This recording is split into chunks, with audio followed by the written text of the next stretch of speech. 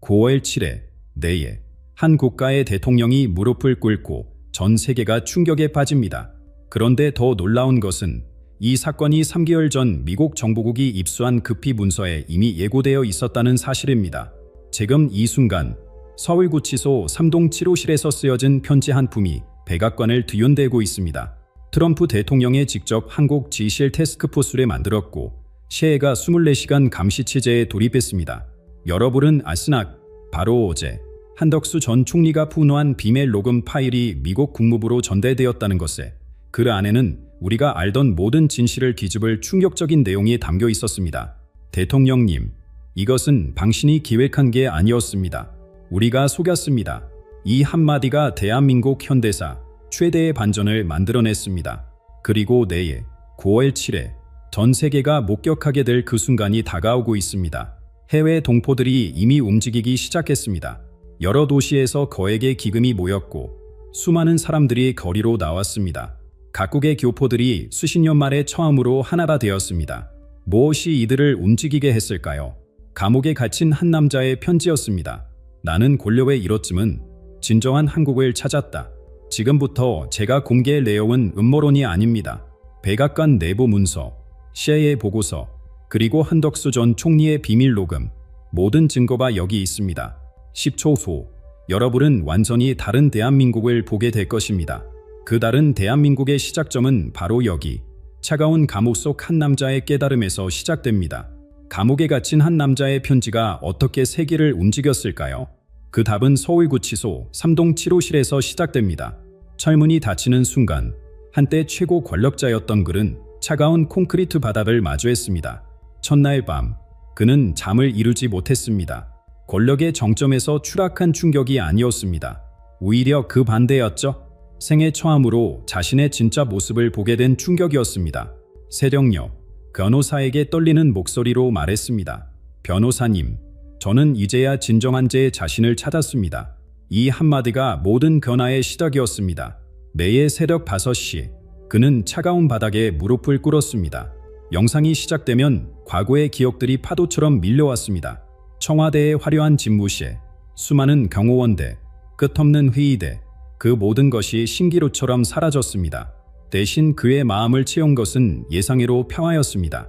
운동 시간, 그는 바른 수감자들과 함께 걸었습니다. 노숙자였던 김씨, 사기죄로 들어온 박씨, 불법 체류자 리씨, 그들의 이야기를 들으며 깨달았습니다. 자신이 얼마나 국민들과 멀리 있었는지를 가장 큰 결알은 글쓰기였습니다. 매일 2시간, 그는 편지를 썼습니다. 처음엔 단순한 일기였지만 점차 깊은 성찰로 변해갔습니다. 어느 날 그는 썼습니다. 나는 대통령이었지만 진짜 한국을 몰랐다. 권력의 높은 담쟁이 나를 국민과 갈라놓았다. 이 고백은 단순한 후회가 아니었습니다. 영혼의 각성이었자. 첫 번째 편지는 깊은 한탄으로 가득했습니다. 권력에 취해 있던 나는 국민의 눈물을 보지 못했다. 하지만 편지는 곧 바른 방향으로 흘러갔습니다. 한국인이 된다는 것의 의미, 분달의 아픔, 그리고 희망. 그의 펜 끝에서 새로운 이야기가 태어났습니다. 수감 생활 중 만난 조선족 노인의 이야기가 그를 울렸습니다. 60년 동안 고향을 그리워했지만 한 번도 한국인이 아니라고 생각한 적 없습니다. 말이 그의 가슴을 찔렀습니다. 제해교포 총영과의 대화도 깊은 인상을 남겼습니다. 우리는 일본에서 태어났지만 할머니가 가르쳐준 김치 담그는 법을 잊지 않았습니다. 미국에서 추방된 불법 체류자의 말도 잊을 수 없었습니다. 아메리칸 드림을 꿈꿨지만 매일 밤 아리랑을 들으며 잠들었습니다. 이들의 이야기를 들으며 그는 깨달았습니다. 한국은 딴이 아니라 마음이라는 것에 그의 이 글은 점차 모든 한국인의 향한 편지로 변했습니다. 한국은 나만의 곳이 아니다.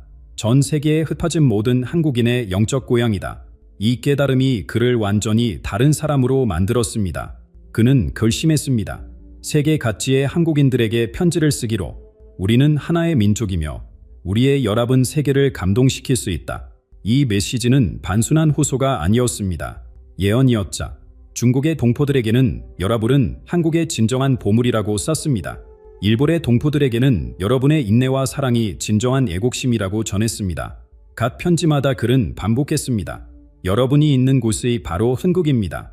특별한 일이 일어나기 시작했습니다. 세계 각지에서 답장이 왔습니다. 눈물로 얼룩진 편지대, 희망으로 가득한 메시지대, 한 중국 봉폴은 썼습니다. 처음으로 진정한 한국인으로 인정받았다고 느꼈습니다. 일본의 한 할머니는 전했습니다.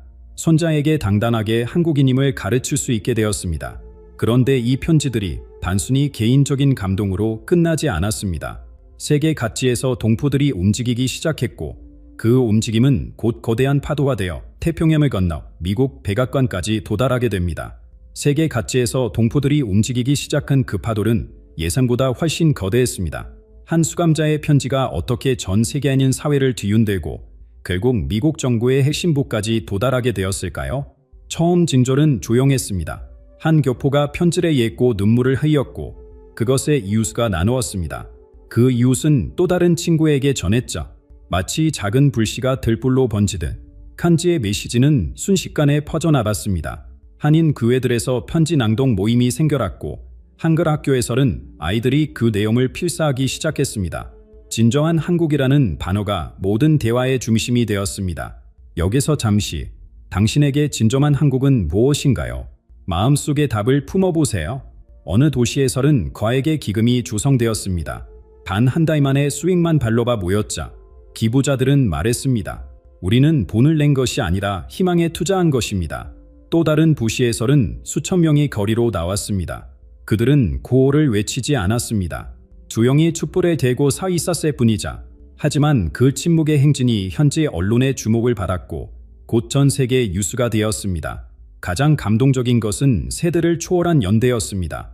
전쟁을 피했더란 1세대, 정체성을 고민하던 2세대, 한국어를 모르는 3세대까지 모두가 하나가 되었습니다. 한 재미교포 총련은 고백했습니다. 평생 내가 누구인지 몰랐는데 이 편지를 읽고 처음으로 알게 되었습니다. 나는 한국인입니다. 일본의 한 재외교포 할아버지는 손자에게 말했습니다. 60년 동안 숨겨왔던 우리의 자랑스러운 정체성을 이제 당당히 말할 수 있게 되었다. 그러던 어느 날 변호사 사무실에 특별한 편지가 도착했습니다. 영어로 쓰여진 이 편지는 발랐습니다. 공투에는 긴급이라는 글자가 붉은색으로 적혀 있었고 수신임은 자유세계의 지도자들에게였습니다. 첫 문장부터 강렬했습니다. 한국의 몰락은 혼란에서 시작되는 것이 아니라 침묵에서 시작됩니다. 변호사는 즉시 알아챘습니다. 이것은 개인적인 호소가 아니라 한국의 운명에 관한 예언적 경고였습니다. 편지는 계속되었습니다. 세계는 한국을 작은 나라로 봅니다. 하지만 우리는 인류 역사상 가장 빠른 성장에 이른 기적의 증인입니다. 우리의 분달은 상처가 아니라 교훈입니다. 우리의 고통은 약점이 아니라 지혜의 원천입니다. 이 메시지는 단순한 정치적 선언이 아니었습니다. 영적 각성의 불미였자. 편지는 태평양을 건너 미국으로 향했고 예상치 못한 경로를 통해 백악관의 문을 두드리게 됩니다. 분달은 우리의 약점이 아니라 연민의 원천입니다. 이 한 문장이 모든 것을 바꿨습니다. 북쪽의 동포들에 대한 그의 시각은 혁명적이었습니다. 우리는 인위적으로 나뉜 한 민족입니다.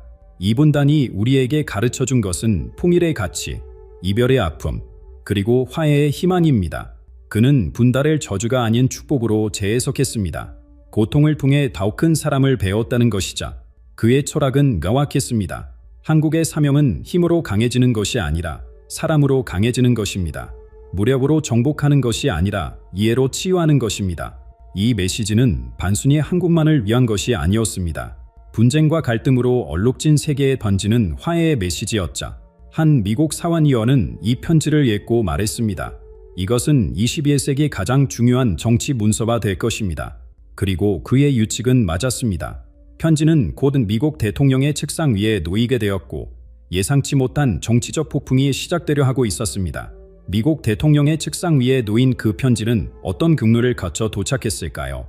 그 여정은 한 목사의 확신에서 시작되었습니다. 로스앤젤레스의 김 목사는 편지를 받아든 순간 온몸에 전율을 느꼈습니다. 이것은 단순한 편지가 아니다. 하늘이 보낸 메시지다. 그는 40년간 목회를 하면서도 이런 감동을 느낀 적이 없었습니다. 즉시 그는 자신이 아는 모든 인맥을 도안했습니다. 그 중에는 백악관 국가안보회의 아시아 담당 선임 고문인 제니퍼 박이 있었자 한국계 미국인 2세인 그녀는 처음엔 회의적이었습니다. 하지만 칸즈를 읽고 난 후 그녀의 표정이 완전히 바뀌었습니다. 제니퍼는 그날 밤 긴급 보고서를 작성했습니다. 한국 지도력에 대한 새로운 관점이라는 제목의 이 보고서는 다음날 아침 대통령 일회 브리핑에 포함되었습니다. 보고서는 이렇게 시작했습니다. 우리가 한국 상황을 완전히 잘못 이해하고 있었을 가능성이 있습니다. 이 한 문장에 백악관 전체를 뒤흔들었습니다. 급모보, 국방부, CIA까지 모두가 움직이기 시작했죠. 대통령 집무실에서 편지를 읽던 미국 대통령은 3번이나 읽기를 멈추고 창밖을 바라봤습니다. 마침내 편지를 다 읽은 그는 참모들에게 말했습니다. 이것은 단순한 편지가 아니다. 모든 세계 지도자들이 읽어야 할 리더십의 교훈이다. 그의 목소리에는 진정성이 묻어났습니다. 즉시 그는 명령을 내렸습니다. 한국 진실 태스크포스를 만들어라. 우리가 놓치고 있는 것이 무엇인지 알아내야 한다. 태스크포스는 72시간 만에 첫 보고서를 제출했습니다. 3부분으로 구성된 이 보고서의 내용은 예상을 뛰어넘었습니다. 첫째, 수감자의 개인적 변화다 진정성이 잇따른 증거대. 둘째, 한국 사법부의 편향성에 대한 의혹대. 셋째, 한국의 진정한 가치에 대한 재평가 필요성. 보고서를 읽은 대통령은 분노했습니다. 이것은 인류가 용납할 수 없는 일이다. 그의 분노는 단순히 한 개인을 위한 것이 아니었습니다. 정의와 진실에 대한 분노였죠. 미국 정부는 즉각 움직였습니다. 국무장관은 한국 정부에 공식 서한을 보냈고 상원 외교위원회는 청문회를 열었습니다. 12명의 사원의원이 공동 성명을 발표했습니다. 우리는 동맹국의 민주주의와 인권에 대해 우려한다.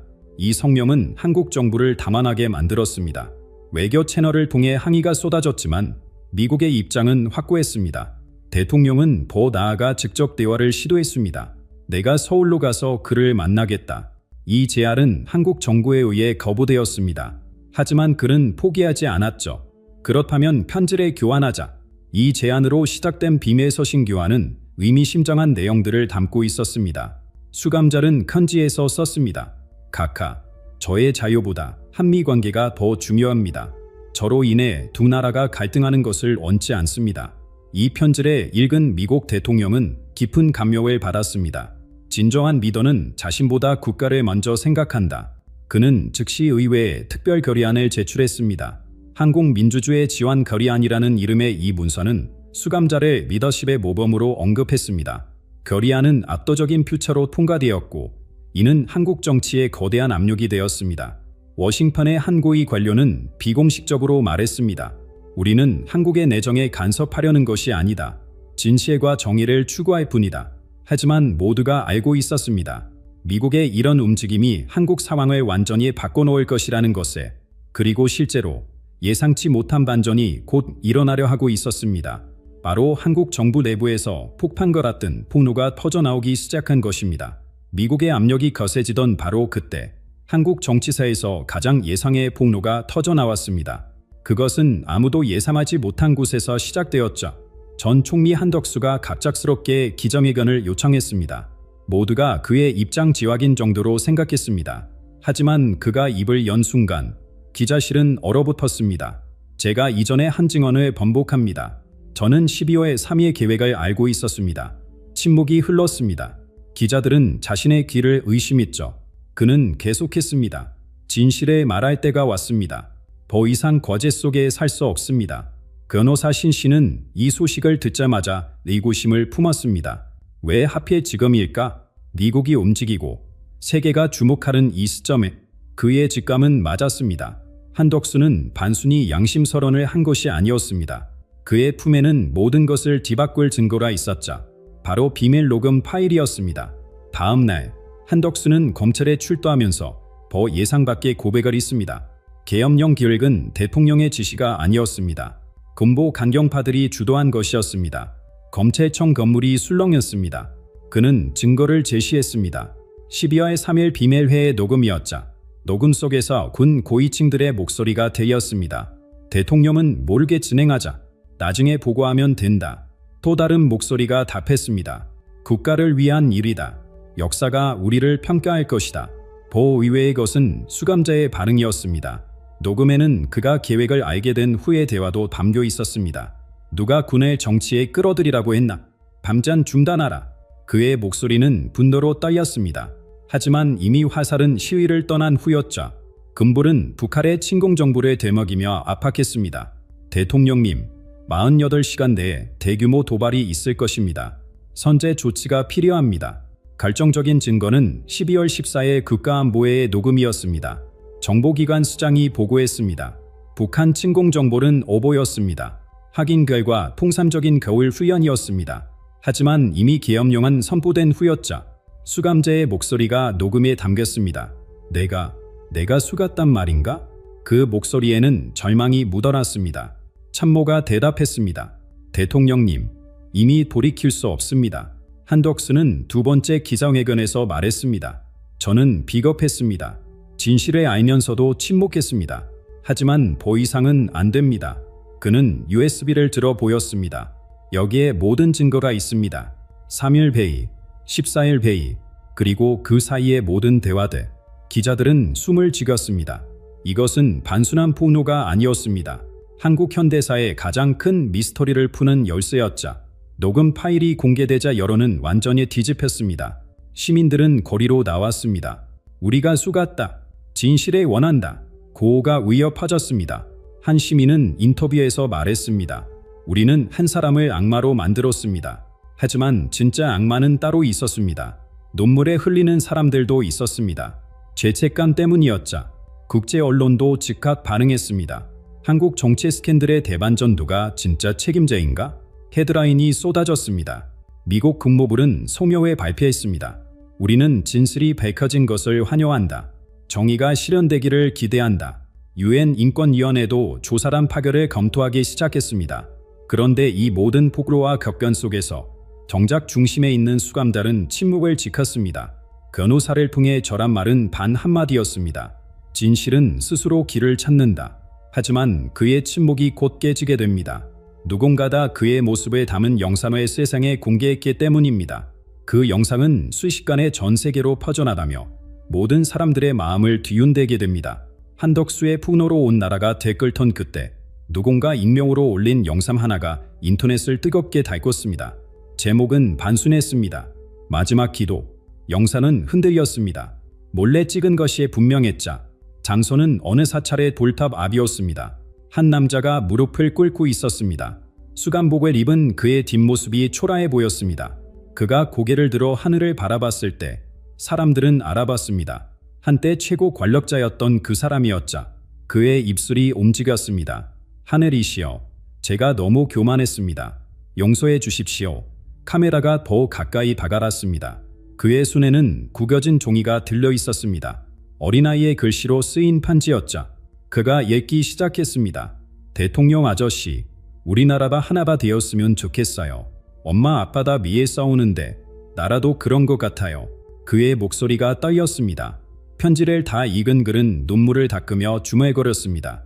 아이야, 미안하다. 어른들이 바보같이 싸웠구나. 아저씨가 우리나라를 하나로 만들게.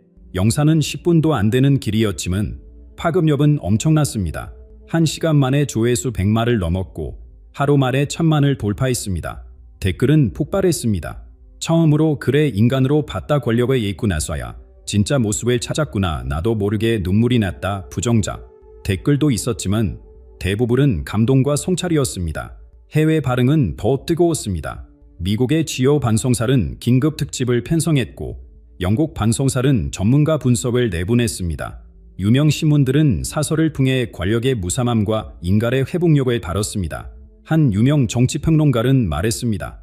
이것은 정치가 아니라 인간 영혼의 이야기다. 종교 지도자들도 목소리를 냈습니다. 진정한 회개의 모습을 봤다. 겸손이 얼마나 강력한지 보여준다. 가장 인상적인 반응은 미국 대통령의 소셜미디어 글이었습니다. 나도 그런 순간이 있었다. 권력을 잊고 나서야 진짜 자신을 알게 된다. 이 짧은 글은 수백만 개의 공감을 받았습니다.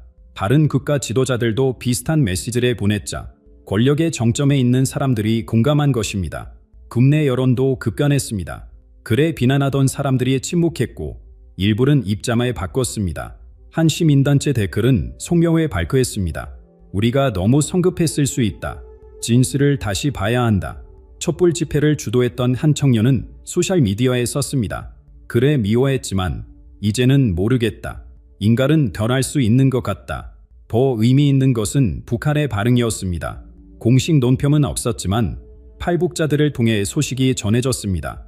북한 주민들도 영산해봤다. 많은 사람이 울었다고 한다. 한 패북자는 증언했습니다. 북한에서도 그를 다르게 보기 시작했다. 진짜 통일을 원하는 사람이라고. 이것은 예상치 못한 변화였습니다. 영상의 여파는 계속됐습니다. 교회와 사찰에서는 화해를 위한 기도회가 열렸고 학교에서는 용서와 화해를 주제로 토론이 벌어졌습니다. 한 초등학교 교사는 말했습니다. 아이들이 묻더군요. 선생님, 나쁜 사람도 좋은 사람이 될 수 있나요? 저는 그렇다고 답했습니다. 정치권도 술렁였습니다. 여당 의원들조차 입장이 갈렸고 야당도 혼란에 빠졌습니다. 한중진 의원은 비공식 간담회에서 말했습니다. 이 영상이 모든 것을 바꿨다. 우리는 새로운 국면을 맞았다. 정부는 공식 입장을 내지 못했습니다. 대변인은 검토 중이라는 말만 반복했자. 그런데 이 영상이 불러온 파장은 여기서 끝이 아니었습니다. 세계 각국의 시민사회가 움직이기 시작했고 특히 미국에서는 대규모 지대 시위가 조직되기 시작했습니다. 한 개인의 변화가 국제 정치의 판도를 바꾸는 전례 없는 상황에 펼쳐지고 있었던 것입니다. 영상이 불러온 파장은 대서양을 건너 미국 정치골의 중심부를 흔들었습니다. 전직 부통령이 먼저 목소리를 냈습니다. 내가 본 진정한 리더 중 한 명이다. 그의 구금은 정의가 아니다. 이 발언은 도화선이 되었습니다. 12명의 사원의원이 공동 성명을 발표했고 하원에서도 초당적 지지가 이어졌습니다. 그들은 한 목소리로 말했습니다. 우리는 한국 민주주의의 미래를 우려한다. 워싱턴의 한 정치 분석가는 논평했습니다. 한국 내정 문제가 미국 정치의 핵심 이슈가 된 것은 전례가 없다. 링컨 기념관 앞이 사람들로 가득 찼습니다. 수만 명이 모인 이 집회는 자발적으로 조직되었습니다. 참가자들은 조용히 촛불을 들었고 일부는 한글로 쓴 팻말을 들었습니다. 종의 진실화해, 한국전 참전 용사회 배정이 연달에 올랐습니다. 우리는 자유를 위해 싸웠다. 그 자유가 지금 위협받고 있다. 그의 연설에 박수가 퍼졌습니다. 미국 대통령은 소셜미디어에 의미심장한 글을 올렸습니다. 정의는 치유다. 복수가 아니다. 짧은 문장이었지만 메시지는 명확했습니다. 급모불은 더 직접적이었습니다. 미국은 전 세계 어디서든 민주주의와 인권을 지지한다. 동맹국도 예외가 아니다. 이 발언에 한국 정부는 항의했지만 미국의 입장은 확고했습니다. 의회에서는 특별 결의안이 상정되었습니다. 한국 민주주의 지원 결의안은 수감달의 양심의 지도자로 언급했습니다. 표결 결과는 압도적이었습니다. 찬성 412, 반대 23. 한 의원은 표결 후 말했습니다. 이것은 한 개인을 위한 것이 아니다. 정의와 진실을 위한 것이다. 바로 이 시점에서 수감달아 예기치 않은 결정을 내렸습니다. 모든 면회를 거부하고 언론 접촉을 차단한 것입니다. 변호사를 통해 전한 메시지는 단순했습니다. 이제 조용히 제 길을 가겠습니다. 나라가 저 때문에 흔들리는 것을 원치 않습니다. 그의 마지막 공개 편지가 도착했습니다. 전 세계의 지지에 감사드립니다. 하지만 저는 한 가지 부탁이 있습니다. 저를 위해 싸우지 마십시오. 대신 한국의 통일과 화해를 위해 기도해 주십시오. 진정한 한국은 권력이 아닌 사람으로 만들어집니다. 편지는 계속되었습니다. 우리 민족은 분단되었지만 정신은 하나입니다. 지역으로 갈라졌지만 마음은 포함합니다. 세대가 다르지만 꿈은 같습니다. 이것이 우리의 힘입니다. 그는 자신의 실수가 교훈이 되기를 바란다고 썼습니다. 내 실패가 더 아름다운 나라를 만드는 걸음이 되기를 소망합니다. 이 편지에 읽은 사람들의 반응은 깊은 성찰이었습니다. 비판자들조차 침묵했고 지지자들은 눈물을 흘렸습니다. 한 정치학 교수는 분석했습니다. 권력을 포기하고 진정한 영향력을 얻었다. 이것이 역설이다. 종족에도 움직였습니다. 불교, 기독교, 천주교가 함께 화해를 위한 기도회를 열었습니다. 감옥 안의 변화도 주목받았습니다. 교도관들은 증언했습니다. 그가 온 뒤로 분위기가 바뀌었다. 수감자들이 서로 돕기 시작했다. 한 수감자는 칸질에 보냈습니다. 그를 통해 희망을 받다. 나도 변할 수 있다고 믿게 되었다. 이런 이야기들이 언론을 통해 퍼져나갔습니다. 국제 언론도 주목했습니다. 미국의 한 주요 방송사는 특별 다큐멘터리를 제작했고 제목은 권력에서 평화로, 한 지도자의 변신이었습니다. 프랑스의 유력 예간지는 이 세기 가장 극적인 정치적 변신이라고 평했습니다. 일본의 공영방송은 아시아 정치사의 전환점이라고 보도했습니다. 어린이들의 편지가 계속 부착했습니다. 한 초등학생은 썼습니다. 아저씨, 감옥에 있어도 우리의 대통령이에요. 또 다른 아이는 그림을 그려 보냈습니다. 철창 너머로 해가 떠오르는 그림이었자. 수감자는 이 편지들을 읽으며 박자마에 썼습니다. 여러분이 만들 미래가 기대됩니다. 그의 침묵은 더 큰 울림이 되었습니다. 말하지 않음으로써 더 많은 것을 전달했죠. 한 철학자는 평했습니다. 침묵의 옹변이다. 권력의 언어가 아닌 영혼의 언어로 말하고 있다. 이 모든 변화의 중심에는 한 가지 진실이 있었습니다. 진정한 변화는 내면에서 시작된다는 것, 그리고 그 변화가 이제 한국 전체로, 나아가 세계로 퍼져나가고 있었습니다. 내일 9월 7일 예언된 그날이 밝아옵니다. 한 지도자의 무릎꿇음이 세계를 변화시킨 이 이야기는 우리 모두에게 묻고 있습니다. 진정한 힘은 무엇인가? 진정한 변화는 어디서 시작되는가? 답은 여러분의 마음속에 있습니다. 한국이 통일됩니다. 2025년 을사년, 남은 시간은 반 4개월. 중국 정부가 숨기려 했던 3,000년 된 예언서, 시기르 우삼, 베이징 대학 연구팀조차 충격에 빠졌습니다. 이미 징조는 시작됐습니다. 지난 한글날, 서울 하늘의 희애자 구름, 제주 영천굴의 황금빛, 300만 명이 목격한 이 한산대, 모두 우연일까요? 시기르 우상이 말한 2025년 한국. 첫째, 하늘이 선택한 자가 나타난다. 둘째, 80년 분달의 한이 풀린다. 셋째, 한국이 세계의 정신적 중심이 된다. 베이징대 교수는 이렇게 말했습니다. 3,000년 전 누군가는 이미 알고 있었습니다. 2025년 한반도에서 일어날 기적을. 하지만 더 충격적인 건 따로 있습니다. 이 예언은 바로 여러분 개인의 운명과도 연결되어 있습니다. 최근 꿈에서 퇴근 문양을 보셨습니까? 전통 음악에 끌리셨습니까? 가슴이 이유 없이 뛰고 있습니까? 그렇다면 지금부터 들려드릴 9가지 예언을 반드시 끝까지 들어야 합니다. 타클라마칸 사막의 모래폭풍이 멈춘 날, 인류 역사상 가장 놀라운 발견이 시작되었습니다. 3,000년 동안 잠들어 있던 고대의 목소리가 깨어난 것입니다. 신장 지역 고고학팀이 발굴 작업 중 우연히 발견한 나무 조각상. 처음에는 평범한 유물로 여겨졌습니다.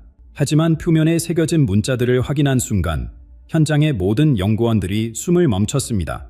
산스크리트어와 고대 한자가 뒤섞인 이 문자들은 놀랍게도 한반도의 운명을 상세히 기록하고 있었기 때문입니다. 반사성 펜소 연대 측정 결과는 더욱 충격적이었습니다. 이 우산은 기원전 1000년경, 정확히 3,000년 전에 제작되었다는 사실이 밝혀진 것입니다. 베이징 대학 고문자 연구소의 지원 교수가 긴급 투입되었습니다. 40년간 고대 문자를 해독해온 그도 이번만큼은 발랐습니다. 번역을 시작한 지 사흘째, 그는 연구실 문을 걸어 잠그고 홀로 작업에 몰두했습니다. 2주일 후 나타난 그의 얼굴은 창백했고 손에는 떨림이 멈추지 않았습니다. 이것은 예언이 아닙니다. 이미 일어나고 있는 현실의 기록입니다. 그가 남긴 첫 말이었습니다. 번역된 내용을 확인한 연구팀 전체가 경악했습니다. 3,000년 전 누군가다 이에 바로 지금 한반도에서 일어날 일들을 마치 눈앞에서 보듯 기록해 놓은 것입니다. 시기를 우상에 담고 있는 예언의 정확성은 소름 돋을 정도였습니다. 단순히 동방에서 큰 변화가 일어난다는 막연한 내용이 아니었습니다. 을사년이라는 구체적인 해, 한반도라는 명확한 장소, 심지어 계절과 날씨까지 세밀하게 묘사되어 있었습니다. 지원 교수는 이렇게 증언했습니다. 저는 수많은 고대 예언서를 번역해왔습니다. 하지만 이처럼 구체적이고 현실적인 예언은 처음입니다. 마치 미래에서 온 사람이 과거의 기록을 남긴 것 같습니다. 그의 말처럼 시기르 우상의 예언은 이미 절반 이상이 현실에서 나타나기 시작했습니다. 가장 놀라운 부분은 이 예언이 한국인들에게만 읽힐 수 있는 특별한 암호를 담고 있다는 점입니다. 한글의 자음과 모음 구조를 이해하는 사람만이 해독할 수 있는 숨겨진 메시지들이 곳곳에 배치되어 있었습니다. 3,000년 전, 한글이 창제되기도 전에 어떻게 이런 일이 가능했을까요? 지원 교수조차 설명할 수 없는 미스터리였습니다. 그는 한국 정부에 긴급서를 보냈습니다. 이 예언은 한국 민족을 위한 것입니다. 하늘이 절하는 마지막 메시지일지도 모릅니다. 국제고고학계가 발칵 뒤집혔습니다. 유네스코는 긴급조사팀을 파견했고 세계 각국의 예언 연구가들이 베이징으로 모여들었습니다. 그들 모두가 인정한 사실은 하나였습니다. 시기로 우상의 예언은 지금까지 발견된 그 어떤 고대 예언서와도 차원이 다르다는가. 그런데 여러분, 이 예언서가 가장 먼저 언급한 인물이 누구인지 아십니까? 바로 하늘이 선택한 자, 한반도에 나타날 운명의 지도자입니다. 그가 누구이며 어떤 징조와 함께 나타난다고 했을까요? 지금부터 그 충격적인 내용을 하나씩 풀어보겠습니다. 하늘이 선택한 자라는 표현을 들으면 어떤 모습이 떠오르십니까? 시기르 오사는 그의 모습을 놀라울 정도로 구체적으로 그려냅니다. 예언설은 이렇게 시작합니다. 의사년, 동방의 작은 나라의 한 사람이 일어서리니 그는 왕족도 아니요 부자도 아니나 하늘이 내린 운명을 품고 태어났노라. 이 인물은 젊은 시절 서쪽 땅으로 건너와 여러 언어를 익히고 동서양의 지혜를 모두 흡수한 후 고국으로 돌아온다고 합니다. 평범한 가정에서 태어났지만 그의 내면에는 민족의 하나로 묶을 불꽃이 타오르고 있다는 것입니다. 예언은 계속됩니다. 그가 말하면 원수도 친구가 되고 그가 걸으면 막힌 길이 열리리다. 더욱 흥미로운 것은 이 지도자가 나타날 때 하늘과 땅이 함께 반응한다는 대목입니다. 시기르 오삼은 한글날 하늘의 나타날 기이한 현상을 예고했습니다. 구름이 저절로 한글의 자음과 모음 모양을 만들어낸다는 것입니다. 실제로 지난 한글날 서울과 부산, 대구 하늘에서 동시에 자 모양의 구름이 목격되었습니다. 기상청은 자연적으로 설명하기 어려운 현상이라고 발표했습니다. 우연일까요? 아니면 예언이 현실이 되고 있는 것일까요? 예언서가 말하는 또 다른 징조는 태극기의 움직임입니다. 바람 한 점 없는 날, 모든 태극기가 한 방향을 가리키며 펄럭이리니 이는 진정한 왕이 나타났음을 알리는 신호라. 고대 동양 철학에서는 이를 기의 흐름이라 불렀습니다. 강력한 지도자가 나타나면 주변의 모든 사물이 그의 에너지장에 반응한다는 믿음입니다. 실제로 최근 몇 달간 전국 각지에서 이상한 보고가 이어지고 있습니다. 모풍 상태에서도 태극기들이 모두 북쪽을 향해 나부낀다는 것입니다. 경기도 파주의 한 초등학교 교자는 이렇게 증언했습니다. 아침 조회 시간이었습니다. 갑자기 운동장의 태극기가 격렬하게 펄럭이기 시작했는데 나뭇잎 하나 움직이지 않는 고요한 날씨였습니다. 더 놀라운 건 인근 학교들도 같은 시각 똑같은 현상을 겪었다는 사실입니다. 제주도에서도 강원도에서도 비슷한 일들이 보고되었습니다. 과학으로 설명할 수 없는 이 현상들, 정말 새로운 지도자의 출현을 알리는 하늘의 신호일까요? 시기르 오삼은 이 인물이 동서양을 아우르는 가구 역할을 할 것이라고 예언했습니다. 그는 해가 뜨는 곳의 정신과 해가 지는 곳의 지혜를 하나로 엮어 인류를 새로운 차원으로 이끌 것이다. 흥미롭게도 최근 국제 외교가에서는 한국 출신의 한 인물이 조용히 주목받고 있다는 소문이 돕니다. 여러 언어에 능통하고 동서양 문화를 깊이 이해하며 갈등을 중재하는 탁월한 능력을 보인다는 것입니다. 그가 바로 예언 속 인물일까요? 여러분도 느끼고 계신가요? 무언가 거대한 변화의 물결이 다가오고 있음에 하지만 이것은 시작에 불과합니다. 시기르 오삼은 더 놀라운 예언을 남겼습니다.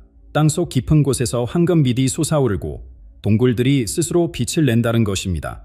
그리고 이미 제주와 강원의 동굴에서 설명할 수 없는 빛이 목격되기 시작했습니다. 제주와 강원의 동굴에서 목격되기 시작한 빛, 그것은 시기르 오상이 예언한 대변혁의 첫 신호였습니다. 땅속 깊은 곳에서 무언가 깨어나고 있습니다. 예언설은 이렇게 기록합니다. 땅이 먼저 응답하리니 황금빛이 지하에서 솟구쳐 올고 석회 동굴들이 스스로 빛에 발할 것이다. 놀랍게도 지난 7월부터 제주 영천굴과 한라산 환성굴에서 설명할 수 없는 발관 현상이 관측되기 시작했습니다. 동굴 전문가들조차 당황스러워하는 이 현상, 전기도 없는 깊은 동굴 내부에서 운은한 황금빛이 새어나오고 있는 것입니다. 한 지질학자는 40년 동안 동굴을 연구했지만 이런 현상은 처음이라며 고개를 저었습니다. 더 신비로운 것은 종유석과 석순의 별화입니다. 시기르 오사는 돌들이 스스로 모양을 바꾸어 사왕의 이름과 그가 이룰 위협을 그려낼 것이라고 예언했습니다. 실제로 영천굴 깊은 곳에서 발견된 종유석 군락이 최근 들어 급격히 형태를 바꾸고 있습니다. 수만 년에 걸쳐 형성되는 종유석이 불과 몇 달 사이에 변한다든가 지질학적으로는 불가능한 일입니다. 그런데 더욱 놀라운 사실은 이 별화된 모양들이 한글 자모와 닮아가고 있다는 점입니다. 고대 동양 철학은 지하를 근원의 공간으로 여겼습니다. 모든 생명이 시작되는 곳, 변화의 씨앗이 움틀은 곧 땅속에서 빛이 솟아오른다는 것은 곧 세상의 뿌리부터 바뀌기 시작했다는 신호입니다.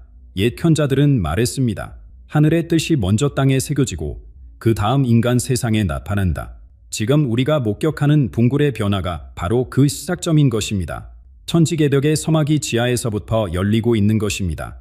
강원도 삼척의 환성굴에서는 더 극적인 일이 벌어졌습니다. 관광객 김모 씨의 증언입니다. 동고의 깊숙한 곳에서 갑자기 따뜻한 바람이 불어왔어요. 한여름인데도 서늘한 붕굴에서 말이자. 그리고 벽면에 희미하게 빛나는 무늬들이 나타났는데 마치 살아 움직이는 것 같았습니다. 동행했던 가이드도 20년 금욕상 처음 보는 현상이라고 했습니다. 비슷한 증언이 전국 각지의 동굴에서 쏟아지고 있습니다. 시기르 우사는 이 지하의 빛이 왕의 길을 밝힌다고 했습니다. 빛의 이끄는 대로 따라가면 새로운 지도자가 걸을 길이 보이리다. 실제로 최근 붕굴들에서 나타나는 빛의 패턴을 지도에 푸시해 보니 놀라운 사실이 드러났습니다. 모든 빛이 가리키는 방향이 한 곳으로 수렴된다는 것입니다. 그곳은 다름 아닌 한강 유야, 예언서가 말한 물의 도시와 정확히 일치합니다. 여러분, 땅이 말하고 있습니다. 볼들이 노래하고 있습니다. 수천 년 동안 잠들어 있던 예언이 지금 우리 발 아래에서 깨어나고 있는 것입니다. 그렇다면 다음은 무엇일까요? 시기르 오삼은 한강에서 일어날 기적에 대해 이야기합니다. 물결이 글자를 쓰고 안개가 하늘의 지도를 그린다는 믿기 힘든 예언. 하지만 이미 한강에서는 이상한 일들이 시작되었습니다. 한강에서 시작된 이상현상들. 그것은 시기르 오상이 예언한 풍율의 서곡이었습니다. 물이 말을 하기 시작한 것입니다. 지난 8월 15일 광복절 새벽, 한강 다리 위를 지나던 시민들이 유체히 멈춰 섰습니다. 강물 위에 펼쳐진 광경 때문이었습니다. 물결이 만들어낸 무늬가 분명한 한가의 글자를 형성하고 있었던 것입니다. 하나라는 단어가 수면 위에 소명하게 떠올랐다가 사라지기를 반복했습니다. 목격자 박모 씨는 처음엔 눈의 착각인 줄 알았어요. 그런데 주변 사람들도 모두 같은 것을 보고 있었습니다라고 전했습니다. 시기르 우상의 예언한 물의 언어가 현실이 된 순간이었습니다. 예언설은 더 놀라운 장면의 그립니다. 안개가 하늘에 올라 온전한 반도의 모습을 그려내리니 남과 북이 하나 된 땅의 형상이다. 믿기 어렵겠지만 바로 어제 아침 서울 하늘에서 정확히 이 일이 일어났습니다. 한강에서 피어오른 물안개가 하늘에서 한반도 전체 지형을 완벽하게 재현한 것입니다. 희전선이 없는 분단되지 않은 온전한 우리 땅의 모습이었습니다. 수천 명이 휴대폰으로 촬영한 이 장면은 순식간에 전 세계로 퍼져나갔습니다. 다리마다 종소리가 울려 퍼지리니 이는 끊어진 민족의 마음이 다시 이어짐을 알리는 신호. 시기르 우상의 이 구절도 현실이 되고 있습니다. 최근 한강 다리들에서 설명할 수 없는 공명현상이 발생하고 있습니다. 바람이 불 때마다 다리 구조물이 종소리와 같은 울림을 만들어내는데 음향 전문가들은 물리적으로 불가능한 주파수라고 말합니다. 더욱 신기한 것은 이 소리를 들은 사람들이 모두 같은 감정을 느낀다는 점입니다. 깊은 그리움과 희망, 그리고 곧 다가올 만남에 대한 설렘. 한강은 우리 민족 현대사의 증인입니다. 전쟁의 상한을 품고 이산가족의 눈물을 담았으며 기적의 성담을 지켜본 강. 이제 그 강이 포일의 메시지를 전하고 있습니다. 시민 이모 씨는 한강을 볼 때마다 가슴이 뜹니다. 무언가 엄청난 일이 곧 일어날 것 같은 예감이 들어요라고 했습니다. 같은 느낌을 받는 사람들이 날로 늘어나고 있습니다. 집단 무의식일까요? 아니면 정말 풍일의 기운이 물을 통해 전파되는 것일까요? 시기르 오삼은 한강의 벼라가 단순한 자연현상이 아니라고 말합니다. 물은 지역한다. 민족의 아픔과 소망을 간직하고 때가 되면 그것을 세상에 드러낸다. 동양 철학에서 물은 만물을 이어주는 매개체입니다. 분단된 땅을 가로지르는 임진강, 북한강, 그리고 한강. 이 물줄기들이 지금 하나의 메시지를 전하고 있습니다. 통일이 가까웠다고, 민족의 수곤이 이루어질 때가 왔다고. 여러분도 한강에 가보십시오. 물결의 속삭임을 들어보십시오. 그리고 하늘을 올려다보십시오. 구름과 안개가 그려내는 미래의 지도래. 하지만 이것으로 끝이 아닙니다. 시기르 오삼은 한국의 운동선수가 세계를 감동시키며 민족의 위상을 드높일 것이라 예언했습니다. 놀랍게도 이 예언 역시 이미 현실이 되고 있습니다. 파리에서, 런던에서, 뉴욕에서 한국 선수들이 만들어내는 기적의 순간들을 지금 함께 확인해 보시자. 파리에서, 런던에서, 뉴욕에서 한국 선수들이 만들어내는 기적의 순간들. 시기르 오삼은 이미 알고 있었습니다. 한 명의 선수가 온 인류의 마음을 하나로 묶을 것이라고. 언어의 장벽을 넘어 세계인의 가슴을 뛰게 할 자가 나타나리니 그의 순수한 열정이 적을 친구로 만들고 경쟁을 넘어 인류애를 꽃피우리다. 예언서의 이 구절을 읽은 순간 모두가 한 이름을 떠올렸습니다. 바로 지난 파리 올림픽에서 전 세계를 열광시킨 펜싱 선수 오상호. 브라질에서 그의 이름을 연호하는 수만 명의 함성. 그것은 단순한 스포츠 팬덤을 넘어선 무언가였습니다. 브라질 산파울루의 한 경기장. 오상호 선수가 입장하자 7만 관중이 일제히 일어섰습니다. 한국어를 모르는 그들이 오상호를 외치며 눈물을 흘렸습니다. 현지 기자는 브라질 국민들이 외국 선수에게 이런 반응을 보인 것은 역사상 처음이라고 절했습니다. 유럽에서도 마찬가지였습니다. 손흥민이 그라운드에 서면 상대팀 팬들조차 박수를 보냅니다. 니엄과 경쟁을 넘어선 존경과 사랑. 시기를 우상이 예언한 마음의 기적이 일어나고 있는 것입니다. 예언은 계속됩니다. 브라질의 땅에서, 유럽의 하늘 아래, 동남아의 바다에서 그가 받아들여지리니 작은 나라가 큰 세상의 중심이 되는 신호라. 놀랍도록 정확한 예언입니다. 탁구 선수 신유빈과 안세영이 동남아 전역에서 폭발적인 인기를 얻고 있습니다. 태국, 베트남, 인도네시아 청소년들이 그들의 경기 스타일을 따라하며 한국처럼 되고 싶다고 말합니다. 스포츠를 통한 문화 전파, 그것이 바로 시기로 우상이 말한 문화 혁명의 시작입니다. 더 놀라운 현상이 있습니다. 최근 전 세계 각지에서 한국 선수들의 경기를 보던 사람들이 동시에 같은 감정을 경험했다고 합니다. 언어도, 문화도, 종교도 다른 사람들이 똑같은 순간의 전율을 느꼈다는 것입니다. 뉴욕의 한 심리학자는 집단 공감 현상이라고 부를 수 있겠지만 이 정도 규모는 전례가 없다고 말했습니다. 혹시 이것이 예언서가 말은 하나된 인류의 시작일까요? 한국 스포츠가 단순한 메달 경쟁을 넘어서고 있습니다. 선수들이 보여주는 감선, 노력, 복류애가 세계인의 가치관을 바꾸고 있습니다. 파리의 한 축구팬은 한국 선수들을 보면서 진정한 스포츠 정신이 무엇인지 깨달았다고 했습니다. 리우의 한순열은 오사목처럼 되기 위해 한국어를 배우기 시작했다고 말합니다. 방콕의 한 가족은 한국 선수들의 경기를 보는 것이 우리 가족의 유일한 화학 시간이라고 전했습니다. 시기르 오삼은 이렇게 마무리합니다. 운동하는 자들이 먼저 길을 열고 문화가 뒤따르며 마침내 정신이 하나가 되리라. K-팝과 K-드라마를 넘어 이제 스포츠가 한국 문화의 새로운 전형사가 되었습니다. 그리고 이것은 더욱 큰 변화의 전조입니다. 왜냐하면 시기르 오삼은 다음 장에서 충격적인 예언을 하고 있기 때문입니다. 북쪽의 거대한 나라, 스스로를 용이라 부르는 그 나라의 닥칠 시련에 대해, 그리고 그것이 한반도에 가져올 기회에 대해 말입니다.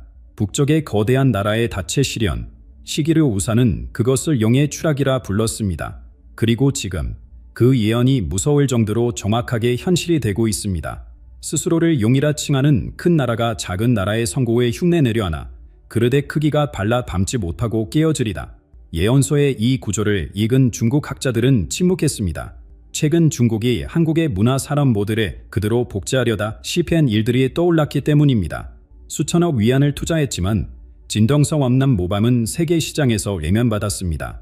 한 베이징 문화평론가는 영혼 없는 복사는 원보를 넘을 수 없다고 인정했습니다. 더 충격적인 예언이 이어집니다. 을사년이 끝나기 전 그 나라의 옥절은 주인에 이르리니 하늘이 내린 홍수와 땅이 흔들은 진독이 멈추지 않으리라.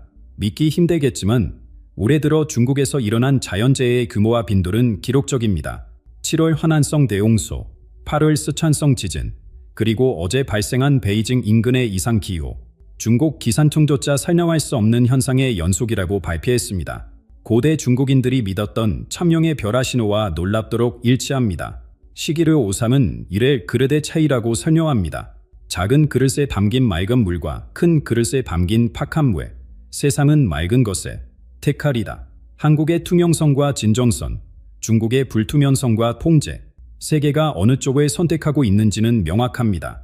최근 국제 여론조사에서 한국의 신뢰도가 아시아 1위를 기록한 반면 중국은 계속 하락하고 있습니다. 한 홍콩 언론인은 거대함이 위대함을 의미하지 않는다는 것에 세계가 깨닫고 있다고 평가했습니다. 예언은 중국 지도부의 결하도 암시합니다. 용의 머리가 바뀌고 새로운 자가 일어서나 미심은 이미 떠났으리다. 실제로 최근 베이징 정가에서는 심상치 않은 움직임이 감지되고 있습니다. 고위 관료들의 갑작스러운 실종, 설명되지 않는 정책 변화, 그리고 민중들 사이에 퍼지는 불안감. 상하이의 한 경제학자는 30년 만에 처음 느끼는 불확실성이라고 말했습니다. 시기르 우상이 예언한 큰 나라의 혼란이 시작된 것일까요? 하지만 예언서는 이것이 한반도에는 기회가 될 것이라고 합니다. 큰 나라가 흔들릴 때 작은 나라가 중심이 되리니 이는 하늘이 정한 순서라. 실제로 최근 북아시아 정세가 급변하고 있습니다. 일본, 베트남, 태국 등이 한국과의 협력을 강화하고 있으며 심지어 중국 내부에서도 한국에서 배워야 한다는 목소리가 나오고 있습니다. 질서의 재편, 그 중심에 한국이 서고 있는 것입니다. 중국 산시성의 한 노학자가 최근 이런 말을 남겼습니다. 시기르 우상의 예언을 무시하려 했으나 이제는 인정할 수밖에 없다. 천하의 중심이 이동하고 있다. 크기가 아닌 품격으로, 힘이 아닌 문화로. 그의 말처럼 북아시아 천년 질서가 지금 다시 쓰이고 있습니다. 그리고 시기르 우상은 마지막 장에서 가장 중요한 예언을 남겼습니다. 새로운 지도자의 구체적인 모습과 그가 이끌 평화통일의 과정을 말입니다. 시기르 우상의 마지막 장, 거기에는 우리가 기다려온 모든 답이 있었습니다. 새로운 지도자는 누구이며 평화통일은 어떻게 이루어질 것인가? 동서얌을 품은 자, 여러 언어로 말하되 한마음으로 행하는 자, 가진 것 없이 시작하나 모든 것을 얻을 자, 예언서가 그리는 지도자의 모습입니다. 그는 젊은 시절 서구에서 공부했지만 동양의 정신을 잃지 않았고 세계의 무대로 활동했지만 주급을 잊지 않았습니다. 무엇보다 그는 개인의 이익이 아닌 민족의 미래를 위해 살아가는 사람입니다. 최근 국제무대에서 조용히 주목받는 한 인물이 있습니다. 그가 과연 예언 속 인물일까요? 예언은 그의 통치 방식도 구체적으로 묘사합니다. 모든 결정을 햇빛 아래 두고 백성이 직접 나라의 일을 정하게 하리니 이것이 진정한 민주라. 부패 척결, 투명한 정책 공개, 그리고 국민 직접 참여, 현대 기술로 가능해진 직접 민주주의의 모습입니다. 블록체인으로 투명성을 보장하고 인공지능으로 민의를 수렴하는 새로운 정치. 시기르 우상은 3000년 전에 이미 21세기 민주주의의 미래를 보았던 것입니다. 그리고 드디어 통일에 대한 예언입니다. 피 한 방울 흘리지 않고 총 한 발 쏘지 않고 오직 사랑과 포용으로 하나 되리라. 예언서는 3단계 통일 과정을 제시합니다. 첫째, 마음의 통일. 북한 주민들이 스스로 통일을 열망하게 되는 단계입니다. 둘째, 경제의 포합. 남북이 하나의 경제권으로 묶이는 과정입니다. 셋째, 체제의 융합. 서로 다른 두 체제가 자연스럽게 하나가 되는 완성의 순간입니다. 북의 백성들이 먼저 손을 내밀리니 그들의 눈에서 흐르는 것은 눈물이 아니라 희망이라. 최근 패북민들의 증언이 이 예언과 일치합니다. 북한 내부에서 변화의 바람이 불고 있다는 것입니다. 한 패북민은 요즘 북한 젊은이들 사이에서 남쪽 한해이라는 암호가 유행한다고 전했습니다. 통일에 향한 열망을 담은 은어라고 합니다. 미씀은 이미 통일에 향해 움직이고 있는 것일까요? 예언서의 가장 감동적인 대목은 통일 한국의 미래입니다. 동방의 등불이 되어 세계를 비추리니 전쟁으로 얻은 것이 아니라 평화로 이룬 것이기에 모든 나라가 본받으리라. 무력이 아닌 사랑으로, 강제가 아닌 자발로 이룬 통일, 그것이 인류 역사에 남을 위대한 순례가 된다는 것입니다. 독일 통일과도 다른, 베트남 통일과도 다른, 오직 한국말의 평화통일 모델, 시기르 우상은 이렇게 끝에 맺습니다.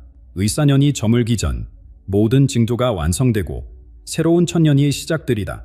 남은 시간은 4개월. 우리는 지금 역사의 변곡점에 서 있습니다.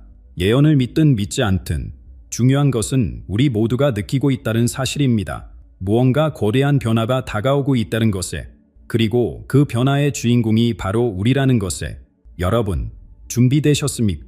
하늘이 열리고 땅이 응답하며 민족의 수건이 이루어지는 그날을 위해 시기르 우상의 예언이 현실이 되는 순간을 목격하기 위해 우리가 할 일은 단 하나입니다.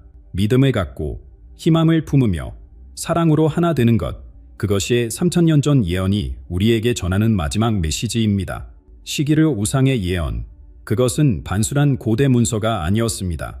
우리가 나아갈 방향을 제시하는 나침반이었습니다. 3000년 전 누군가가 남긴 이 메시지. 믿기 어려울 만큼 정확한 예측대. 하지만 여러분, 예언의 진위보다 중요한 것이 있습니다. 바로 그 안에 담긴 가치와 비전입니다. 부패 없는 투명한 사회, 평화로운 통일, 세계를 이끄는 문화 강국. 이것은 예언이 아니라 우리가 만들어봐야 할 미래입니다. 역사상 수많은 예언이 있었지만 실제로 이루어진 것은 극소수입니다. 왜일까요? 예언은 운명이 아니라 가능성이기 때문입니다. 시기로 우상이 보여준 미래도 마찬가지입니다. 우리가 행동하지 않으면 아무것도 일어나지 않습니다. 하지만 우리가 함께 노력한다면 예언을 뛰어넘는 현실을 만들 수 있습니다. 한국의 진정한 힘은 예언에 있지 않습니다. 위기를 기회로 바꿔온 우리의 저력에 있습니다. 전쟁의 폐허에서 일어선 기적, 민주화를 이룬 용기, 세계를 감동시킨 문화, 이 모든 것을 우리가 해냈습니다. 통일도, 세계 리더십도 우리가 해낼 수 있습니다. 시기로 우산은 그 가능성을 확인시켜준 것뿐입니다. 여러분께 묻습니다. 당신은 이 변화의 목격자가 되시겠습니까? 아니면 주인공이 되시겠습니까? 댓글로 여러분의 생각을 들려주세요. 최근 목격한 이상현상이 있다면 공유해주세요. 그리고 이 메시지가 의미 있다고 생각하신다면 주변 분들과 나눠주세요. 우리 함께 만들어 갑시다. 예언이 아닌 약속에, 운명이 아닌 선택에, 기적이 아닌 현실에, 을사년의 남은 시간, 역사는 우리를 지켜보고 있습니다. 지금 이 순간, 한국 불교계의 전설적인 고승에 남긴 예언이 현실에 되려하고 있습니다. 성철 스님이 입적하시기 불과 몇 달 전, 급비리에 작성된 문서가 최근 해인사 장경각 보수 공사중 발견되었습니다. 그 안에는 충격적인 내용이 담겨 있었습니다. 바로 올해, 그러니까 을사년에 일어날 거대한 정치적 격변과 한 인물의 필연적 기원에 대한 구체적인 예언이었습니다. 더욱 놀라운 것은 그 예언 속에 윤석열이라는 이름이 명확하게 적혀 있었다는 사실입니다. 이것은 단순한 추측이 아닙니다. 성철 스님이 생전에 남긴 예언 중 날짜를 특정한 것은 모두 현실이 되었습니다. 그리고 지금 그분이 경고한 위험한 날들이 바로 우리 앞에 펼쳐지고 있습니다. 성철 스님은 누구였습니까? 그분은 단순한 종교인이 아니었습니다. 해인사 백년암에서 평생을 수행하며 깨달음의 경지에 오른 분이었지만 동시에 미래를 꿰뚫어보는 영안을 가진 예언자이기도 했습니다. 1912년 경남 산청에서 피어나 1993년 입적하실 때까지 그분은 한국 불교계의 정신적 지주였습니다. 흥미로운 것은 성철 스님이 평생 정치와 거리를 두셨다는 점입니다. 권력자들이 찾아와도 만나주지 않으셨고 세속의 일에 관여하지 않으셨습니다. 그런 분이 왜 갑자기 정치인의 이름을 거명하며 구체적인 예언을 남기셨을까요? 성철 스님의 제자였던 한 스님의 증언에 따르면 큰 스님은 입적하시기 석 달 전부터 이상한 말씀을 자주 하셨다고 합니다. 때가 되면 숨겨진 것이 드러나고 떠난 자가 돌아올 것이다. 그것은 인간의 의지가 아니라 하늘의 뜻이다. 당시에는 아무도 그 의미를 이해하지 못했습니다. 하지만 최근 발견된 문서를 통해 그 진위가 명확해졌습니다. 성철 스님은 한국 정치사에서 전례 없는 사건, 즉 한번 물러난 최고 권력자가 다시 돌아오는 초유의 사태를 예견하고 계셨던 것입니다. 스님이 남긴 예언서에는 이런 구절이 있습니다. 을사년 가을, 뱀이 허물을 벗듯이 낡은 질서가 무너지고 새로운 질서가 시작될 것이다. 하지만 그 새로운 것은 완전히 낯선 것이 아니라 과거의 미완성으로 남겨진 것의 완성이다. 여기서 주목해야 할 점은 미완성이라는 표현입니다. 성철 스님은 윤석열의 첫 번째 임기를 미완의 대업으로 보셨던 것 같습니다. 그리고 그 미완의 과업을 완수하기 위해 필연적으로 돌아올 수밖에 없다고 예언한 것입니다. 실제로 성철 스님의 과거 예언들을 살펴보면 소름이 돋을 정도로 정확합니다. 1987년 민주화 운동의 3년 전에 예견하셨고 1997년 외환위기를 5년 전에 경고하셨습니다. 심지어 2002년 한일 월드컵과 그로 인한 국운 상승까지 정확히 맞추셨습니다. 그런데 이 모든 예언들은 막연한 추측이 아니라 구체적인 시기와 상황을 명시한 것들이었습니다. 그리고 지금 그분의 마지막이자 가장 충격적인 예언이 현실이 되려 하고 있는 것입니다. 을사년의 의미는 무엇일까요? 동면 철학에서 을사년은 간역과 재생의 해로 알려져 있습니다. 60년 주기로 돌아오는 이 해는 역사적으로 항상 큰 변화가 일어났던 시기였습니다. 1905년 을사년에는 을사조약이 체결되어 국권에 이뤘고 1965년 을사년에는 한일 국교가 정상화되었습니다. 그리고 지금 우리가 맞이한 을사년에는 무엇이 일어날까요? 성철 스님은 이래 불가피한 전환점이라고 표현하셨습니다. 단순한 정치적 변화가 아니라 한국의 운명 자체가 새로운 국면으로 접어드는 결정적 시점이라는 것입니다. 분리와 귀환이라는 키워드도 주목할 만합니다. 성철 스님은 을사년을 뱀이 허물을 벗는 시기에 비유하셨습니다. 뱀은 성장하기 위해 반드시 낡은 껍질을 벗어야 합니다. 그 과정은 고통스럽지만 필수적입니다. 마찬가지로 한국도 새로운 보합을 위해서는 기존의 틀을 벗어나야 한다는 것입니다. 그리고 그 변화의 중심에 돌아오는 자가 있을 것이라고 예언했습니다. 이 돌아오는 자가 바로 윤석열을 지칭하는 것이 아닐까요? 더욱 흥미로운 것은 경적 재정렬이라는 표현입니다. 성철 스님은 정치를 단순한 관력 게임이 아니라 우주적 질서의 일부로 보셨습니다. 그분의 관점에서 윤석열의 기원은 개인의 정치적 야망이 아니라 더욱 큰 섭리의 일부였습니다.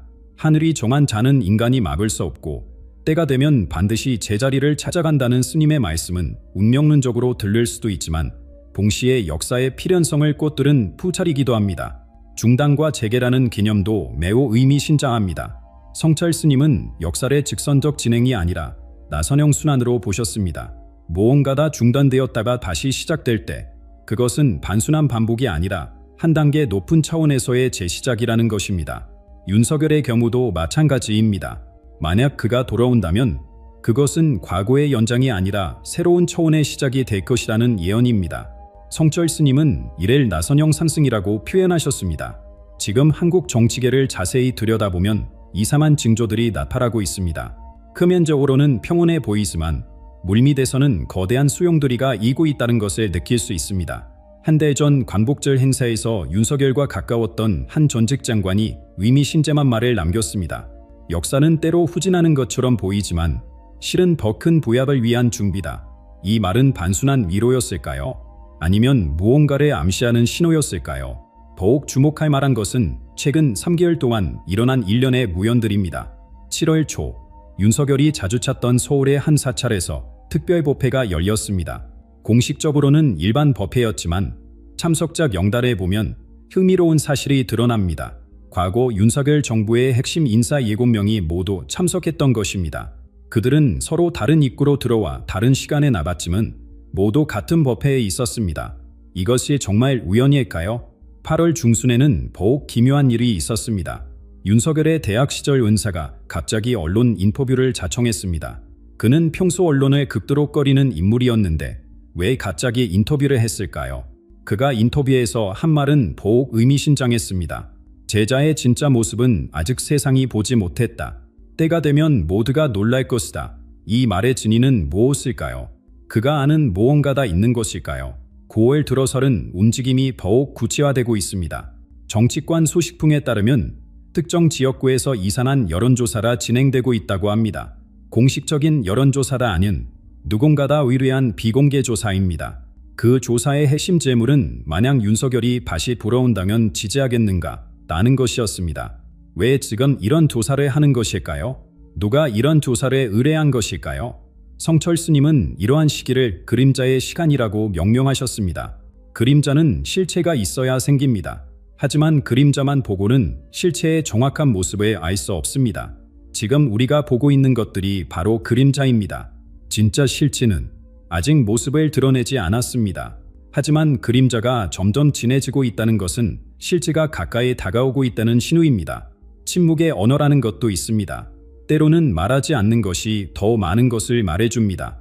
최근 윤석열과 관련된 인물들의 공통점이 있습니다. 그들은 모두 미래에 대한 질문을 받으면 침묵합니다. 내년 계획이 어떻게 되느냐? 는 질문에 아직 정해진 것이 없다고만 답합니다. 이렇게 많은 사람들이 동시에 미래를 비워두는 것이 자연스러운 일일까요? 언론의 미묘한 변화도 감지됩니다. 최근 주요 이간지들이 2022년을 회고하는 특집 기사를 연이어 내보내고 있습니다. 왜 갑자기 수년 전을 돌아보는 것일까요? 그것도 모든 언론이 비슷한 시기에. 더욱 흥미로운 것은 이 기사들의 논두입니다. 과거에는 비판적이었던 언론들도 재평가가 필요하다는 중립적 입장을 보이기 시작했습니다. 이것은 자연스러운 시각 변화일까요? 아니면 무언가를 준비하는 여론 두성일까요? 그릇은 빚어졌으나 아직 채워지지 않았다는 성철 스님의 수수께끼 같은 말씀에 더 깊이 들여다볼 필요가 있습니다. 불교에서 그릇은 중요한 산증입니다. 그것은 단순한 용기가 아니라 진리를 담는 마음의 그릇입니다. 성철 스님은 윤석열의 하나의 그릇으로 보셨습니다. 첫 번째 임기 또한 그 그릇의 형태는 만들어졌지만 아직 진정한 내용물로 채워지지 않았다는 것입니다. 그렇다면 그 내용물은 무엇일까요? 성철 스님의 다른 기록을 보면 힌트를 찾을 수 있습니다. 진정한 지도자는 권력이 아니라 지혜를 담아야 하고 명예가 아니라 자비를 담아야 한다. 이것은 윤석열이 첫 번째 임기에는 권력의 그릇이었지만 돌아올 때는 지혜와 자비의 그릇이 되어야 한다는 의미로 해석됩니다. 실현과 좌절을 통해 영적으로 성숙한 존재로 거듭나야 한다는 것입니다. 미완성의 과업이라는 표현도 구체적으로 무엇을 의미하는지 생각해봐야 합니다. 윤석열 정부 시절 시작되었지만 완성되지 못한 것들이 무엇이 있을까요? 사법개혁, 연금개혁, 노동개혁 등 여러 과제들이 중도에 멈췄습니다. 하지만 성철 스님이 말한 과업은 이런 정책적 차원을 넘어서는 것 같습니다. 그것은 한국이라는 나라의 정치성, 한민족의 사명과 관련된 더 큰 차원의 과업일 수 있습니다. 간영된 귀환이라는 개념을 이해하기 위해서는 불교의 윤회 사상을 참고할 필요가 있습니다. 윤회는 단순한 반복이 아니라 진화입니다. 매번 다시 태어날 때마다 이전 생의 업을 바탕으로 더 높은 단계로 올라갑니다. 윤석열의 귀환도 마찬가지입니다. 그가 돌아온다면 과거의 그가 아니라 시련을 통해 단련되고 성찰을 통해 성숙한 새로운 존재로 돌아올 것이라는 예언입니다. 성철 스님은 이러한 변화의 징표로 세 가지 표식을 언급했습니다. 첫째는 말의 변화입니다. 과거에는 단호하고 직선적이었던 화법이 포용적이고 어님한 화법으로 바뀔 것입니다. 둘째는 눈빛의 변화입니다. 날카로웠던 눈빛에 자비의 온기가 더해질 것입니다. 셋째는 걸음의 변화입니다. 급했던 걸음이 여유롭고 안정된 걸음으로 바뀔 것입니다. 이 세 가지 변화가 모두 나타날 때 진정한 귀환이 완성된다는 것입니다.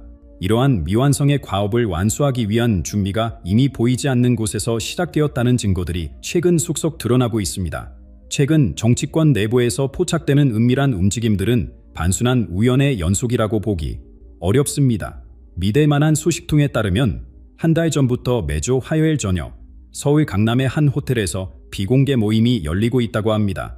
참석자는 항상 12명으로 고정되어 있으며 이들은 모두 다른 시간에 도착해 다른 출구로 떠난다고 합니다. 호텔 직원들조차 이들이 누구인지 무엇을 논의하는지 모른다고 합니다. 하지만 우연히 목격된 몇 가지 단서들이 있습니다. 한 참석자의 수첩에서 떨어진 메모에는 10월 전환점, 11월 공개, 12월 완성이라는 단어들이 적혀 있었다고 합니다. 또 다른 참석자는 전화통화 중에 큰 그림은 이미 그려졌다. 이제 색을 칠할 시간이다 라는 말을 했다고 합니다. 이것들이 모두 우연의 파편들일까요? 더욱 흥미로운 것은 이 모임의 참석자들이 각계각층에서 온다는 점입니다. 정치인, 기업인, 종교인, 학자, 심지어 예술가까지 포함되어 있다고 합니다. 무엇이 이렇게 다양한 배경의 사람들을 하나로 모이게 했을까요? 그들이 공유하는 비전은 무엇일까요? 혹시 그들도 성철 스님의 예언을 알고 있는 것은 아닐까요? 해외에서도 이상한 움직임이 감지되고 있습니다. 미국 워싱턴의 한 싱크탱크가 최근 한국 정치의 미래 시나리오라는 비공개 보고서를 작성했다는 소문이 있습니다. 그 보고서의 핵심 내용은 예상치 못한 정치적 반전이 임박했다는 것이었다고 합니다. 왜 미국의 싱크탱크가 한국 정치에 이렇게 관심을 갖는 것일까요? 그들이 아는 무언가가 있는 것일까요? 일본에서도 비슷한 징조가 나타나고 있습니다. 도쿄의 한 정치평론가는 최근 한국에서 곧 역사적인 사건이 일어날 건지라고 예측했습니다. 그는 구체적인 내용은 밝히지 않았지만 과거와 미래가 되는 역설적 순간 뒤라는 표현을 사용했습니다. 이것은 무엇을 의미하는 것일까요? 국제사회도 한국의 변화를 예감하고 있는 것일까요? 전환계의 사명이라는 표현이 최근 들어 여러 곳에서 동시다발적으로 나타나고 있습니다. 한 대학 교수는 최근 강연에서 한국은 지금 거대한 전환기에 있으며 이 시기에 등장하는 지도자는 특별한 사명을 갖게 된다고 말했습니다. 한 종교 지도자는 하늘이 한국에 특별한 역할을 부여했고 그 역할을 수행할 인물이 곧 나타날 건지라고 사교했습니다. 한 기업인은 한국 경제가 새로운 보합을 위해서는 검증된 리더십이 필요하다고 발언했습니다. 이 모든 발언들이 우연히 비슷한 시기에 나온 것일까요? 아니면 이들 사이에 보이지 않는 연결고리가 있는 것일까요? 전환계의 사명이라는 말 속에는 단순한 정권 교체를 넘어선 더 큰 의미가 담겨 있는 것 같습니다. 그것은 한국이 세계사의 새로운 장을 여는 지역이 되리라는 예언과 맞닿아 있습니다. 아직 끝나지 않은 순환이라는 개념도 여러 사람들의 입에서 반복되고 있습니다. 한 역사학자는 한국 현대사를 보면 미완성의 순환들이 많다. 이제 그 순환을 완성할 때가 왔다고 말했습니다. 한 철학자는 역사는 나선형으로 발전한다. 과거로 돌아가는 것처럼 보이지만 실은 더 높은 단계로 올라가는 것이라고 산용했습니다. 이들이 모두 같은 미래를 보고 있는 것일까요? 성철 스님이 말은 보이지 않는 준비가 지금 이 순간에도 진행되고 있다는 증거들이 속속 나타나고 있습니다. 최근 여의도의 한 법무법인이 대규모 인력을 추원했습니다. 공식적으로는 사업 흑점을 위해서라고 했지만 업계에서는 특별한 프로젝트를 준비하는 것 같다는 소문이 돌고 있습니다. 법무법인이 과거 윤석열과 깊은 인연이 있다는 점이 의미심장합니다. 또한 최근 몇몇 언론사들이 편집국 체제를 개편했습니다. 표면적으로는 일상적인 인사이동이지만 자세히 보면 특이한 점이 있습니다. 정치부 기자들 중 윤석열 정부 시절을 취재했던 기자들이 핵심 보직에 배치된 것입니다. 이것은 우연일까요? 아니면 다가올 변화에 대비한 포석일까요? 금융가에서도 이상한 움직임이 감지됩니다. 한 대형 투자회사가 최근 정치 리스크 대응팀을 신설했습니다. 이 팀의 수장으로 임명된 사람은 과거 청와대에서 근무했던 인물입니다. 왜 지금 이 시점에 정치 리스크를 대비하는 것일까요? 그들이 예상하는 리스크는 무엇일까요? 아니면 리스크가 아니라 기회를 포착한 것일까요? 전국 각지에서 보호되는 집단적 꿈과 비전들은 단순한 심리 현상으로 치부하기에는 너무나 이관성이 있습니다. 부산의 한 주불은 거대한 문이 다시 열리는 꿈을 일주일째 매일 꾸고 있다고 말했습니다. 대구의 한 회사원은 멈췄던 시계가 다시 돌기 시작하는 환상을 자주 본다고 증언했습니다. 광주의 한 학생은 과거와 미래가 하나로 합쳐지는 이미지가 계속 떠오른다고 고백했습니다. 더욱 놀라운 것은 이러한 경험들이 특정 시간대에 집중되고 있다는 점입니다. 대부분 새벽 3시에서 4시 사이에 이러한 꿈이나 환상을 경험한다고 합니다. 불교에서는 이 시간을 딘과 신이 만나는 시간이라고 부릅니다. 우연의 일치일까요? 아니면 우주적 메시지가 특정 시간에 전달되는 것일까요? 종교계의 반응도 주목할 만합니다. 개신교, 천주교, 불교를 막론하고 최근 들어 큰 결화에 대한 설교와 법문이 늘어났습니다. 서울의 한 대형교회 목사는 하나님이 한국에 특별한 계획을 갖고 계신다고 설교했습니다. 영동성당의 한 신부는 섭리의 시간이 다가오고 있다고 간론했습니다. 조계사의 한 스님은 겁의 매듭이 풀리는 시기가 왔다고 법문했습니다. 이들이 모두 같은 영적 신호를 받고 있는 것일까요? 종교와 종파를 초월한 이러한 예치는 무엇을 의미하는 것일까요? 혹시 성철 스님이 예언한 동적 재정열이 이미 시작된 것은 아닐까요? 우리가 의식하지 못하는 사이에 거대한 영적 변화가 진행되고 있는 것은 아닐까요? 영적 수렴이라는 현상을 과학적으로 설명하려는 시도들도 있습니다. 한 뇌과학자는 집단 무의식의 특정 정보를 공유할 때 이런 현상이 나타날 수 있다고 설명했습니다. 한 양자 물리학자는 의식이 현실에 영향을 미친다는 것이 과학적으로 증명되고 있다고 주장했습니다. 과학조차도 영적 현상의 실질을 인정하기 시작한 것입니다. 사회 전반에 퍼져 있는 기대감과 긴장감은 측정 가능한 수준에 이르렀습니다. 최근 한 여론조사기관이 실시한 국민정서 조사에서 흥미로운 결과가 나왔습니다. 큰 변화다 임박했다고 느끼는가? 라는 질문에 73%가 그렇다고 답했습니다. 그 변화가 긍정적일 것이라고 생각하는가? 라는 질문에는 68%가 그렇다고 답했습니다. 이렇게 높은 수치는 전례가 없다고 합니다. 더욱 의미심장한 것은 그 변화의 중심에 누가 있을 것 같은가? 라는 질문에 대한 답변입니다. 구체적인 이름을 제시하지 않았음에도 41%가 과거에 활동했던 인물이라고 답했습니다. 이것은 무엇을 의미하는 것일까요? 국민들의 무의식이 이미 윤석열의 기화를 예감하고 있는 것일까요? 성철 스님이 말한 민심의 준비가 이미 상당 부분 진행된 것으로 보입니다. 거리에서 만날 시민들의 이야기를 들어보면 공통적인 정서를 발견할 수 있습니다. 뭔가 답답한 현실이 곧 바뀔 것 같다. 검증된 리더십이 필요한 시기다. 과거를 되돌아볼 필요가 있다 등의 의견이 자주 나옵니다. 이것은 자연 발생적인 여론일까요? 아니면 보이지 않는 힘이 작용한 결과일까요? 우리는 지금 역사의 변곡점에 서 있습니다. 성철 스님의 예언이 하나씩 현실이 되고 있으며 그 정점이 곧 다가올 것으로 보입니다. 윤석열의 기한은 이제 가능성의 영역을 넘어 필연의 영역으로 들어서고 있습니다. 문제는 만약이 아니라 전제입니다. 그리고 그 선제가 매우 가까워졌다는 신호들이 사방에서 나타나고 있습니다. 윤석열의 기한이 가지는 의미를 다시 한번 깊이 생각해봐야 합니다. 그것은 단순한 정치적 복귀가 아닙니다. 성철 스님의 표현을 빌리자면 대업의 완성입니다. 첫 번째 임기에서 시작했지만 완성하지 못한 과업대, 국민과의 약속대, 역사적 사명들을 마무리하는 것입니다. 하지만 그것은 과거의 단순한 연장이 아니라 한 단계 높은 차원에서의 재시작입니다. 원의 완성이라는 개념도 중요합니다. 봉현 철학에서 오는 완전함의 상징입니다. 시작과 끝이 만나는 지점에서 진정한 완성이 이루어집니다. 윤석열의 정치 여정도 이제 원을 그리며 시작점으로 돌아오고 있습니다. 하지만 그것은 제자리로 돌아오는 것이 아니라 나선형으로 상승하며 돌아오는 것입니다. 더 높은 지혜, 더 넓은 포용력, 더 깊은 통찰력을 가지고 돌아오는 것입니다. 돌아오는 자에게 주어지는 책임은 상상을 초월합니다. 그는 단순히 정치적 권력을 행사하는 것이 아니라 시대 정신을 구현해야 합니다. 분열된 국민을 통합하고 막힌 개혁을 완수하며 추락한 국격을 회복해야 합니다. 더 나아가 한국의 새로운 문명의 중심지로 만들어야 하는 역사적 사명이 있습니다. 성철 스님은 이를 천명의 시행이라고 표현했습니다. 이러한 막중한 책임을 감당하기 위해서는 개인적 변화가 선행되어야 합니다. 성철 스님이 말한 변형된 귀환은 바로 이것을 의미합니다.